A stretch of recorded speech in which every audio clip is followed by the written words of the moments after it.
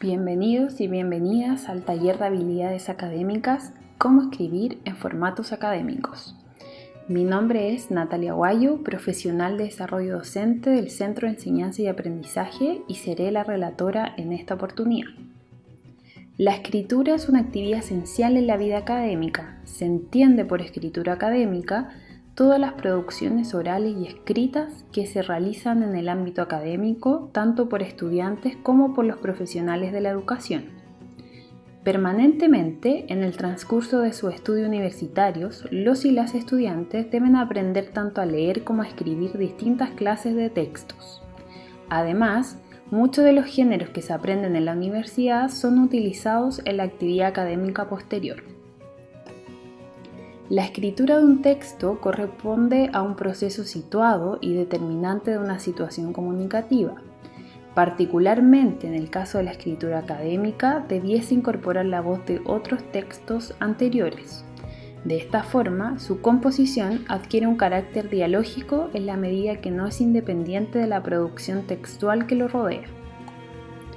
El texto académico transmite información y se basa en el hecho de que el emisor dispone de una información de la que carece el receptor. Por medio del texto se intentan aproximar los conocimientos de ambos, y para lograr este objetivo, el emisor debe seleccionar cuidadosamente la información y utilizar un estilo claro, objetivo y preciso. Debe conseguir hacer inteligible al lector la materia que se está exponiendo. En lo que respecta a las variables implicadas en el proceso de construcción y composición de un texto académico, encontramos la conceptualización y representación de la tarea, que corresponde a la conceptualización de la actividad de escritura, es decir, lo que nosotros creemos que debemos poner en manifiesto a partir de nuestros conocimientos previos y de acuerdo a nuestro punto de vista. Luego, tenemos los conocimientos del escritor referidos a todos los conocimientos que posee el escritor en el momento de comenzar a escribir y asimismo los conocimientos que pueda activar en su forma de interpretar la tarea. Por último, está la variable de otros textos y texto ya producido, respondiendo a la necesidad de atender a los textos anteriormente producidos acerca del tema tanto del mismo autor como de otros. De esta forma se mantiene el carácter dialógico de la producción textual. Ahora bien, pasando al proceso de composición escrita, tenemos la planificación, escritura y revisión. Cuando estamos escribiendo, estos tres subprocesos son difíciles de separar y se alternan constantemente a lo largo de la composición de un texto. Es ideal planificar antes de comenzar, pero también en mitad del proceso. Asimismo, podemos escribir y mientras lo hacemos vamos revisando. Antes de la escritura, la planificación del texto escrito consiste en un esquema o índice de contenidos que permite a quien va a escribir pensar sobre la estructura y desarrollo de las partes que compondrán su escrito. En esta etapa, la elaboración de un índice tentativo proporciona una representación global del contenido al escritor, la cual puede consistir en una superestructura o forma gráfica que tendrá el texto académico. En el proceso de escritura se redacta un borrador o primera versión del texto para ordenar las ideas, construyendo cada párrafo de acuerdo al tipo de texto elegido. Asimismo, las ideas principales deben desarrollarse de forma cíclica, es decir, avanzando y volviendo a ella según lo amerite el texto. Por último, la revisión tiene como finalidad identificar los errores y aspectos generales que deben modificarse en el texto, principalmente aspectos específicos como la estructura, la presentación, el registro lingüístico, la ortografía, entre otros. En esta etapa se reescriben las partes del texto que identificamos con errores previamente para poder elaborar la versión final. Uno de los textos académicos más utilizados en distintas áreas es el ensayo. De esta forma podemos agregar que existen distintas definiciones sobre lo que es un ensayo. Estas definiciones están ligadas, entre otros aspectos, al área de conocimiento, las tradiciones académicas, los medios de publicación como periódicos o revistas especializadas y los fines que persigue como la publicación o la evaluación educativa. Además, las definiciones de ensayo cambian con el tiempo porque los géneros son históricos.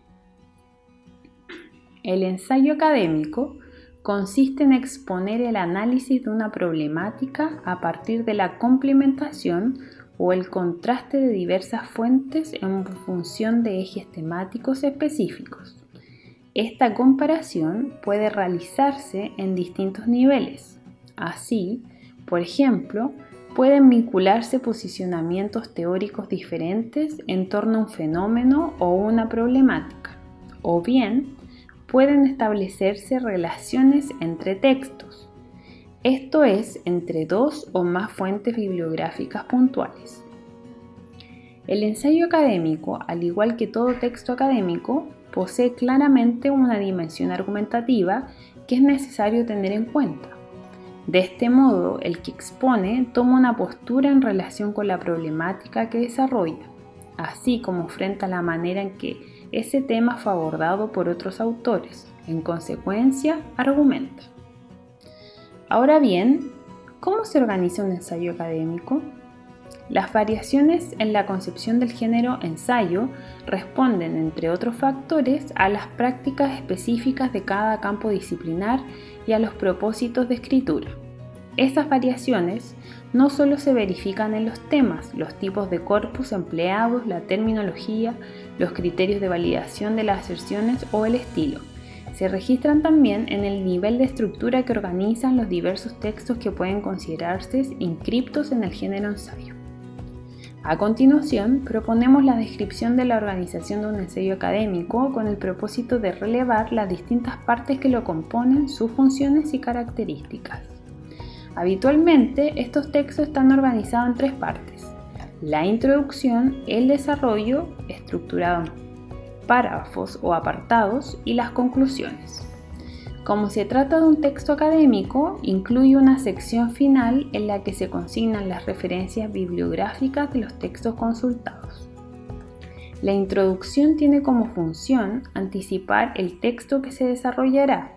De esta manera, se generan expectativas en el lector y se orienta la lectura.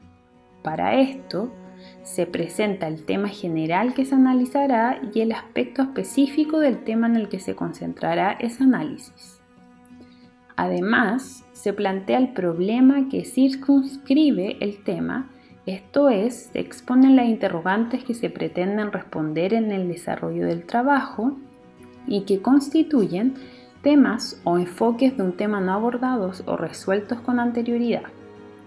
A su vez, se introduce la respuesta provisoria que se ha encontrado a la interrogante planteada, es decir, se formula la o las hipótesis de lecturas que se intentarán justificar en el desarrollo del ensayo. En este sentido, es pertinente señalar que en este tipo de ensayos predomina el uso de la tercera persona como estrategia del enunciador para producir un efecto de objetividad. En la introducción también se anticipan los conceptos que se tendrán en cuenta en el desarrollo y que constituyen nociones centrales para el abordaje propuesto. De este modo, se amplía la presentación del tema. Por ejemplo, se pueden señalar coincidencias entre las teorías abordadas, que pueden constituir además una nueva justificación de la pertinencia de su puesta en relación. Y también se pueden anticipar los aspectos en los que estas teorías pueden confrontarse porque los autores tienen posiciones opuestas frente a una misma problemática. El desarrollo es la parte central del trabajo. Se divide en párrafos de acuerdo con los ejes en que se organiza el análisis y en general no lleva el subtítulo desarrollo, sino que comienza con un subtítulo que hace referencia al aspecto que se desarrollará en el primer eje. A veces, también el desarrollo se organiza en grandes apartados que a su vez se subdividen en párrafos. En cada apartado, primero se presenta el aspecto que se analizará y luego se expone cómo los distintos textos responden al eje propuesto. Además del planteamiento de relaciones entre conceptos de teorías o autores diferentes, en el desarrollo se suelen vincular conceptos de una misma teoría o autor, de modo de establecer precisiones y distinciones conceptuales, así como explicitar los presupuestos de la teoría, es decir, las ideas o conceptos desde los que parte y sus alcances, esto es, delimitar el universo de los fenómenos que se propone estudiar y explicar. La conclusión sintetiza el análisis realizado mediante una breve exposición de las posturas de los diferentes autores, para de este modo retomar el problema planteado en la introducción y analizar las diferentes respuestas encontradas. Además, en esta sección se evalúan los aportes teóricos analizados y se señalan sus posibles impactos en el estado actual de la disciplina. Es habitual que en la conclusión se incluyan también propuestas de trabajos futuros o nuevas líneas de investigación. Por otro lado, la cohesión es fundamental para conectar ideas, oraciones y párrafos. Por tanto, corresponde a la dependencia sintáctica entre las ideas principales y derivadas o secundarias que se desarrollan a lo largo de las diferentes unidades o párrafos que componen un texto escrito.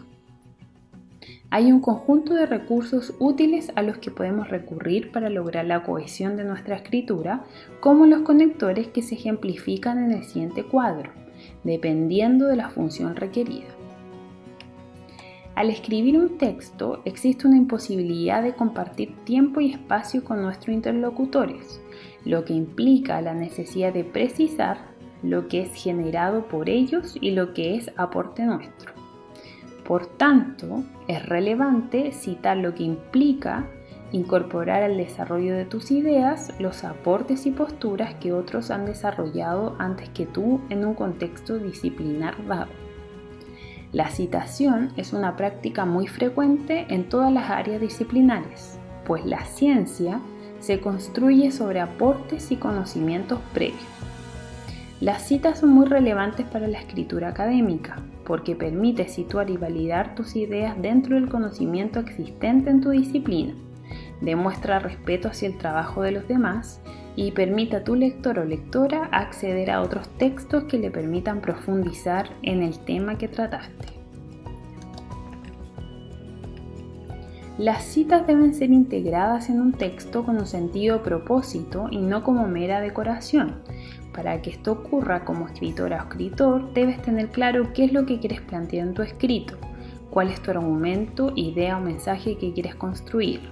Las citas debieran contribuir entonces a que tu argumento resulte más convincente y fundamentado o que tu explicación sea más clara y sólida.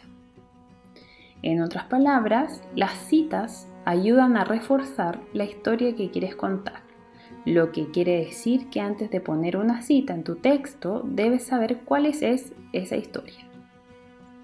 Una vez que has identificado para qué vas a citar, debes decidir cómo integrar la información citada en tu propio texto.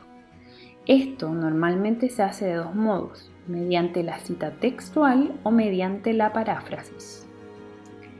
La cita textual es la inclusión de un fragmento del texto original leído, palabra por palabra. En general se utiliza cuando es importante la exactitud en la reproducción de la información, como en el caso de definiciones, estadísticas o datos duros. Normalmente se distingue porque la información citada se marca con comillas de apertura y cierre o utilizando letra en cursiva. Además, se incluye una referencia bibliográfica breve en un paréntesis o con una nota al pie. La paráfrasis es la inclusión de ideas reformuladas a partir del texto original leído. La reformulación puede ser de fragmentos muy breves, así como también ideas generales de un capítulo o incluso de un libro, como cuando se identifica la idea central. A diferencia de la cita textual, esta no suele marcarse tipográficamente, aunque de igual modo incluye una referencia bibliográfica breve entre paréntesis. Las normas de citación varían de una disciplina a otra. Por ejemplo, en ciencias sociales se usa el formato AP, pero en el área de la medicina se suele usar el formato Vancouver. Verifica entonces con tus docentes qué formatos debe usar y tenlo en cuenta a la hora de revisar. Las referencias bibliográficas, como en todos los géneros académicos, las fuentes bibliográficas utilizadas para el desarrollo deben presentarse en un listado ordenado alfabéticamente, colocado en las páginas finales con el subtítulo Bibliografía. Este listado permite buscar y consultar las fuentes empleadas y de ese modo ampliar la información sobre aspectos abordados en el texto, así como considerar la bibliografía más específica sobre el tema o asunto tratado. No olvides desarrollar un aporte propio y a la vez dialogar con las fuentes bibliográficas. Ten claro cuál es tu punto principal o conclusión a la vez que incorporas fuentes de respaldo a partir de citas reconocibles que se integran fluidamente. Asimismo, recuerda incluir la bibliografía cuando trabajes con datos extraídos de otros textos. Con esto no solo evitarás problemas de plagio, sino que también contarás con el respaldo de especialistas en el tema para reforzar tu postura. Espero que toda esta información contribuya en tus futuros trabajos y para poder aplicar estos conocimientos tendrás que, al finalizar esta cápsula, realizar la actividad que estará disponible en la plataforma RECO. Nos vemos en una próxima oportunidad. Muchas gracias y que te vaya muy bien.